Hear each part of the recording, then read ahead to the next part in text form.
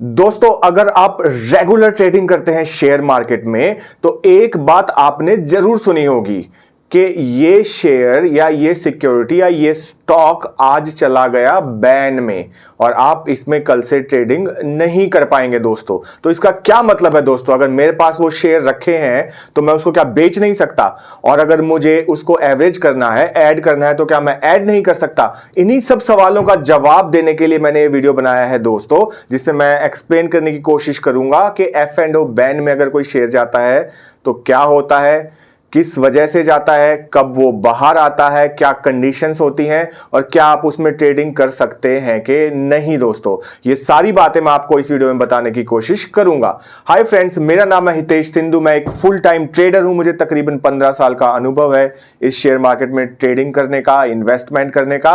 और ये मेरा चैनल है बंबई बुल, जिसमें बहुत ही आसान और सरल भाषा में मैं आप लोगों को समझाने की कोशिश करता हूं कि शेयर मार्केट में कैसे आप अपना पैसा लगा के थोड़ी सी इनकम आप कमा सकते हैं। अगर आप पहली बार मेरे वीडियो देख रहे हैं या पहली बार मेरे चैनल पे विजिट कर रहे हैं तो मैं आपसे रिक्वेस्ट करूंगा कि आप लोग सब्सक्राइब कर लीजिए। सब्सक्राइब करेंगे तो आपका कोई पैसा नहीं लगेगा, लेकिन थोड़ी सी नॉलेज आपकी बढ़ जाएगी शेयर मार्केट के बारे में। And I am very sure दोस्तों, अगर आप मेरे वीडियोस देखेंगे तो आपकी ट्रेडिंग में आपको काफी हेल्प मिलेगी। बात करेंगे कि F&O बैन होता क्या है। F&O का मतलब है दोस्तों फ्यूचर एंड ऑप्शंस बैन। तो इससे एक बात तो साफ हो जाती है कि जो बैन लगता है ये फ्यूचर और ऑप्शंस में ही लगता है, कैश में नहीं लगता है। तो आपको आपके पहले सवाल का जवाब तो मिल ही गया होगा कि ये बैन सिर्फ फ्यूचर एंड ऑप्शंस में लगेगा, कैश में नहीं लगेगा। अगर कोई भी सिक्योरिटी बैन में जाएगी तब भी आप उसके कैश को खरीद या बेच सकते हैं। दोस्तों, अब हम बात करेंगे कि ये बैन आखिर लगता क्यों है। देखिए दोस्तों, किसी भी कंपनी के लिमिटेड शेयर होते हैं, एक सीमित संख्या होती है शेयरों की मार्केट के अंदर। अब मान लीजिए किसी कंपनी के 100 शेयर हैं। अब होता क्या है, जब भी उस कंपनी के 95% शेयर या 95% पोजीशन ऑक्यूपाइड हो जाती हैं, मतलब कि अगर 95% फ्यूचर या ऑप्शंस खरीद लिए जाते हैं या बेच दिए जाते हैं तो क्या होता है, उसका ओपन इंटरेस्ट बढ़ जाता है। 1% शेयर जब उसके खरीद लिए जाते हैं या पोजीशन बना ली जाती है, पोजीशन में बात कर रहा हूं दोस्तों फ्यूचर एंड ऑप्शंस की, तो ओपन इंटरेस्ट 1 से बढ़ जाता है। इस तरीके से 10% अगर टोटल में से ओपन पोजीशन बना ली जाती है तो ओपन इंटरेस्ट 10% बढ़ जाता है। इसी तरीके से अगर 95% पोजीशन बन जाती है किसी भी शेयर में तो मतलब क्या होगा कि उसका ओपन इंटरेस्ट 95% बढ़ जाएगा। तब इस कंपनी का शेयर आ जाता है बैन में। जी हां, आपके पास नोटिफिकेशन आ जाता है पिछली रात को, अगर नेक्स्ट डे के लिए ये पोजीशन, ये शेयर बैन में रहेगा। ये कहां चेक कर सकते हैं ये भी मैं आपको बताऊंगा दोस्तों। अब वो बैन से बाहर कब आएगा दोस्तों, और बैन का मतलब क्या है? देखिए, बैन से बाहर वो जब आएगा जब उसमें ओपन इंटरेस्ट या ओपन पोजीशन है वो 95 से घटकर 80 से नीचे आ जाएगी। समझे आप लोग?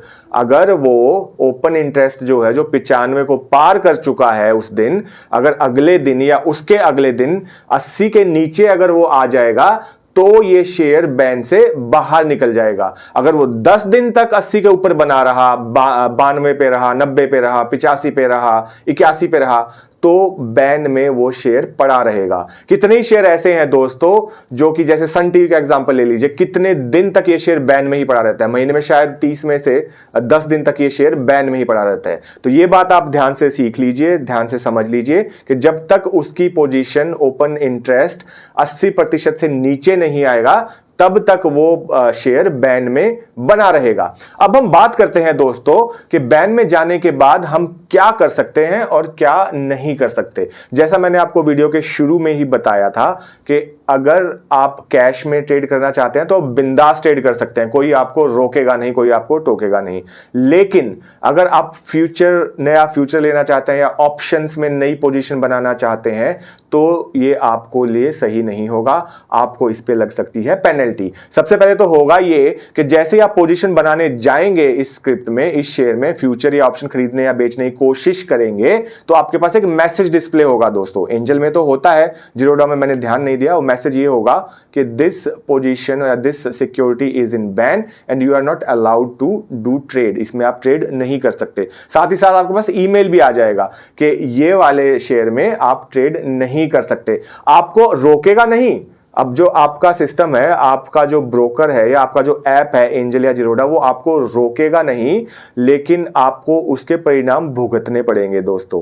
पोजीशन आप बना सकते हैं, अब उसका रिजल्ट क्या होगा, उसका परिणाम क्या होगा, बात करते हैं हम पेनल्टी की। इस पे पेनल्टी क्या लगती है दोस्तों? अगर आपने उसके बाद भी मैसेज को इग्नोर करके एक पोजीशन बना ली दोस्तों, तो होगा क्या, आपके ऊपर लगेगी पेनल्टी। दोस्तों ये पेनल्टी होती है 1%। जितना भी उस पोजीशन में डिफरेंस आएगा, मान लीजिए आपने एक फ्यूचर खरीदा है, फ्यूचर का प्राइस अगर 50,000 बढ़ गया तो आपके ऊपर 1% पेनल्टी लग जाएगी, यानी कि 500 रुपए आपके ऊपर पेनल्टी लग जाएगी। अगर वो 1 लाख बढ़ गया उसका प्राइस, तो आपके ऊपर 1,000 रुपए पेनल्टी लग जाएगी। ये तो एक चीज है दोस्तों। इसके अलावा भी जो आपका ब्रोकर है एंजल या जिरोधा, वो अलग से आपके ऊपर पेनल्टी लगाएगा, जो एक्सचेंज है वो आपके ऊपर अलग से पेनल्टी लगाएगा। तो तकरीबन 4 या 5,000 रुपए की आपके ऊपर पेनल्टी लग जाती है अगर आप ऐसी स्क्रिप्ट में ट्रेड करते हैं जो कि बैन में है। अगला सवाल ये होना चाहिए कि मेरे पास जो ऑलरेडी एक पोजीशन है, फ्यूचर या ऑप्शन में मैंने एक पोजीशन बना रखी है, तो उसका मैं क्या करूं? मान लीजिए मुझे प्रॉफिट मिल रहा है, तो क्या मैं प्रॉफिट बुक ना करूं? तो ऐसा नहीं है दोस्तों। जो ऑलरेडी आपकी पोजीशन बनी हुई है, मान लीजिए आपने ऑलरेडी फ्यूचर में एक पोजीशन या ऑप्शन में एक पोजीशन बना के रखी है, उसको आप स्क्वायर ऑफ कर सकते हैं, उसको आप बेच सकते हैं या खरीद सकते हैं, उसके ऊपर आपको कोई पेनल्टी नहीं लगेगी दोस्तों। इसके अलावा अगर आपका बहुत मन है उस शेयर में ट्रेड करने का, तो आप कैश में अपनी पोजीशन बना सकते हैं या कैश में आप उसको खरीद या बेच सकते हैं, उसके ऊपर कोई बैन नहीं है दोस्तों। आपके ऊपर पेनल्टी तभी लगेगी जब आपके पास वो पोजीशन नहीं है और आप नई पोजीशन बना रहे हैं, पुरानी पोजीशन में नए शेयर्स ऐड कर रहे हैं, वो भी फ्यूचर या ऑप्शंस में, तभी आपके ऊपर उसमें पेनल्टी लगेगी और तभी आपके ऊपर कार्रवाई की जाएगी। अदरवाइज नहीं, पुरानी पोजीशन आप कभी भी बेच सकते हैं दोस्तों। अब दूसरा सवाल इसमें यह आता है दोस्तों, काफी लोग जो पूछते हैं कि शेयर के प्राइस के ऊपर क्या इंपैक्ट होता है अगर कोई शेयर बैन में चला जाता है। अब आपको यह तो पता है कोई नॉर्मल शेयर तो बैन में जाता नहीं, उस शेयर में बहुत ज्यादा उठक पटक होगी या बहुत ज्यादा खरीदारी आएगी या बहुत ज्यादा बिकवाली आएगी, तभी वो शेयर बैन में जाता है। अब प्राइस एक्शन क्या होगा इसमें दोस्तों?